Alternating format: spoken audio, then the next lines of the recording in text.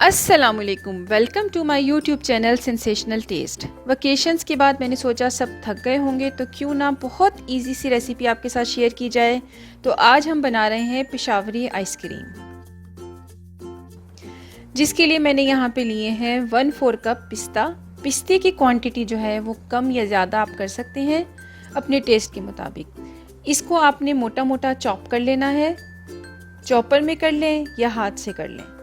आप देख सकते हैं इससे ज़्यादा आपने बारीक नहीं करने, बस इसी तरह ही आपने इसके मोटे मोटे चंक्स रखने हैं, क्योंकि आइसक्रीम में इसके मोटे मोटे चंक्स जो हैं वो बहुत मज़े के लगते हैं। यहाँ पे हम ले रहे हैं 2 कप फुल फैट मिल्क। जो नॉर्मल मिल्क होता है आपने वो लेना है विदाउट रिमूविंग द क्रीम, ठीक है। इसमें हम डालेंगे चीनी। शुगर जो है मैंने इसमें 1/2 कप डाली है। 3-4 कप तक आप इसमें चीनी डाल सकते हैं। आप अपने टेस्ट के मुताबिक जो है चीनी कम या ज़्यादा कर सकते हैं। पिस्ता एसेंस डाला है, आपके पास ना हो तो फिक्रमंद ना हो, आप इसकी जगह पे रोज़ वाटर भी डाल सकते हैं और केवड़ा एसेंस भी डाल सकते हैं। दूध जो है बॉइलिंग पोजीशन से जब थोड़ा नॉर्मल पे आ जाए तो इसमें हम ऐड करेंगे क्रीम। आम जो डेयरी क्रीम होती है वो आपने ऐड करनी है 2 कप के करीब। दूध के साथ क्रीम को हम अच्छे से कंबाइन करेंगे। जब हमारी क्रीम और दूध अच्छे से मिक्स हो जाएगा तो इसमें हम डालेंगे ग्रीन फूड कलर।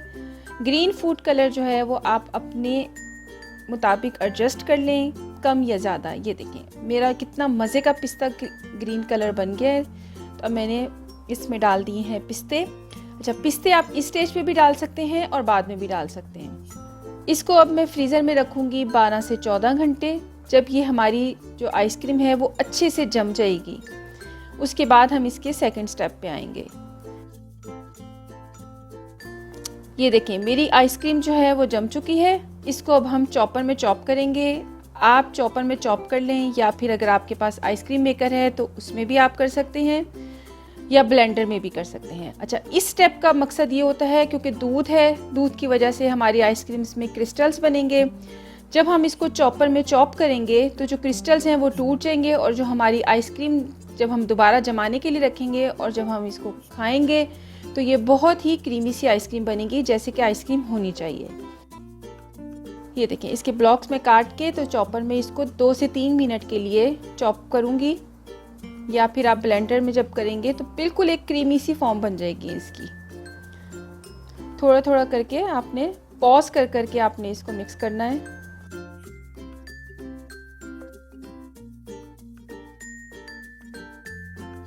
ये देखिए हमारी आइसक्रीम जो है वो क्रीमी फॉर्म में आना शुरू हो गई है। मैं आपको दिखा भी देती हूँ इसका टेक्सचर कि कितना क्रीमी टेक्सचर हो गया है इसका। ये देखें ये परफेक्ट है। इसको अब हम उसी बाउल में दोबारा डाल के तो इसको फ्रीज़र में फ्रीज करेंगे।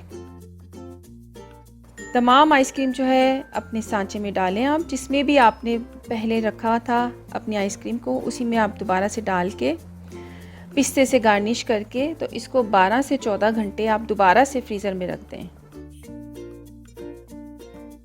पिस्ता कम या ज़्यादा करना आप ऑप्शनल है, जितना आपको पसंद है आप डाल सकते हैं। अब मैं इसको बंद करके एयर टाइट, आपने जो भी आपने बर्तन यूज़ करना है वो एयर टाइट होना चाहिए। ये देखें नेक्स्ट डे मैंने निकाली है, ये मेरी आइसक्रीम परफेक्ट जो है वो तैयार हो गई है। कितनी क्रीमी है आप देख भी सकते हैं। बहुत ही मज़े की आइसक्रीम थी, घर में कुछ चीज़ों से बनने वाली ये आइसक्रीम बाज़ार की ब्रांडेड आइसक्रीम को जो है पीछे छोड़ जाएगी।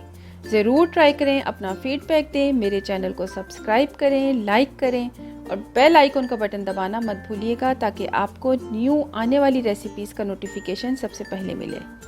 इजाज़त दीजिए, फिर हाजिर होंगी न्यू एंड एक्साइटिंग रेसिपीज़ के साथ। अल्लाह हाफिज़।